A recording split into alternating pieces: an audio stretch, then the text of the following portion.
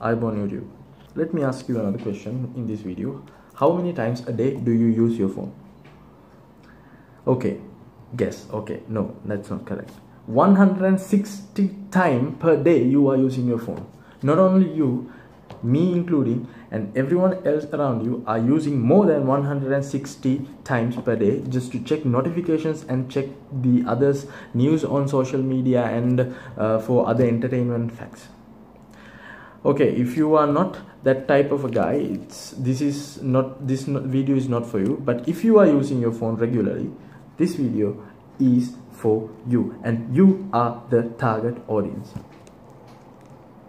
There are so many facts, like very interesting facts about phones, and I found out 11 facts, and let me put everything in front of you. The first thing is like smartphone damages your eyes.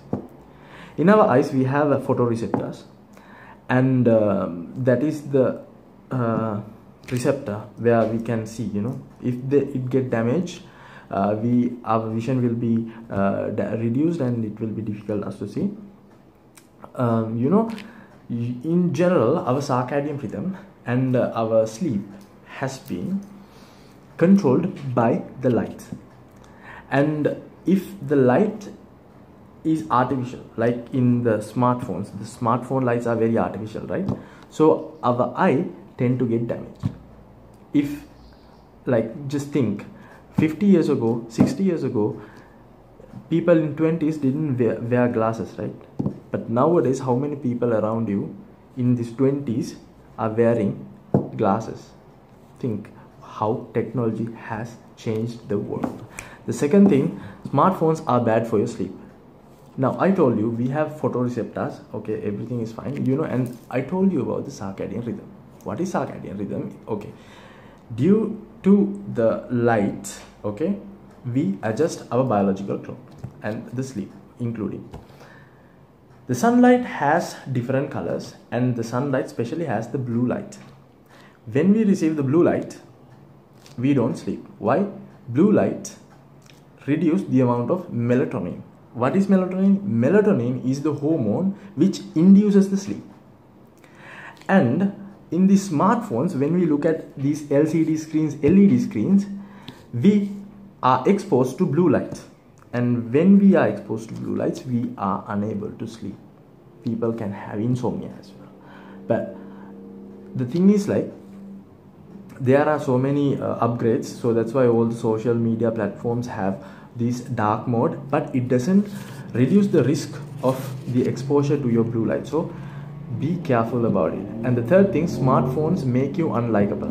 In 2012, University of Essex did a research. They brought people and they paired into 10 groups maybe, or 20 groups, I don't know, and half of them they gave phones for half of them, and they didn't give phones to the others. They didn't even show it. So the people who had their phones were very negative, and they were less relatable. So there was a small issue. That I think that was the first attempt to do a research about phones and the addictions. So from there onwards, people started doing more and more research about phones and stuff. And the fourth thing, smartphones carry bacteria. In this world, everywhere there are bacteria, okay? So that's why we have soap, germ killers, and everything, antibacteria, we drink when we are sick and something. Like, everywhere there are bacteria, and we should clean it, right? Just think, how many times do we clean our phone? We don't. So if we think logically, if the phone is not cleaned, it holds bacteria more than in the toilet, because daily we clean our toilet, we clean the floor, we swipe at least, but do we clean our phones? No, we don't. So we can have an exposure to bacteria as well. Not life-threatening, but bacteria is still there. And the sixth thing, it damages our hands. When we keep typing, when we use our thumb, our hands are designed to hold stuff, catch stuff, not to hold phone and use only our thumb. There is a problem. And the seventh thing, Driving is dangerous because of smartphones now. Initially, yeah, people tend to call and drive, and it was very dangerous. Now people tend to type and drive, and it is very, very dangerous. In Virginia Tech Transportation Institute, they did a research, and in 2017 there was a research done by the National Highway Traffic Safety Administration in USA, and they found in 2017 3,133 accidents have been caused just because of the smartphones. Very, very dangerous. And the eighth thing, not only the drivers, walking with smartphones also had caused many accidents. And in 2016, US Governors Highway Safety Association has published a report about the pedestrians' death just because of using a smartphone and just having an altered attention. And when we talk about attention, the ninth important fact is your smartphone causes more stress to you. It is a reason you to have increased stress. According to Gothenburg in Sweden, they found people who are using phones have depression, and they did a study, and they found the brains are rewired during the usage of phones. And the Korea University in Seoul did a proper research about it and a study about it, and they found people who are addicted to phone tend to have more anxiety, depression, insomnia, and impulsivity.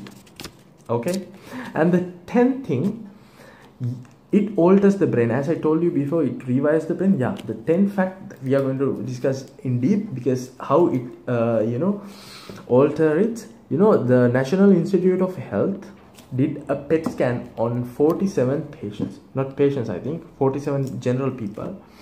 And what did they do? They did the PET scan normally, and they gave a phone and did the PET scan. I don't know how they did it. Anyway, they did it, and they found out 7% of increased activity during usage of phone. Multitasking tend to reduce the the gray matter area. So you will have a smaller gray matter area. So you will be doing this and that and everything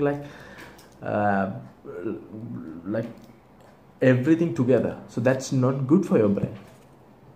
And that's why people nowadays are paying $1,000, $3,000, to stay away for 10 days, 20 days, and to have programs about phone addiction. This is a brand new psychological issue.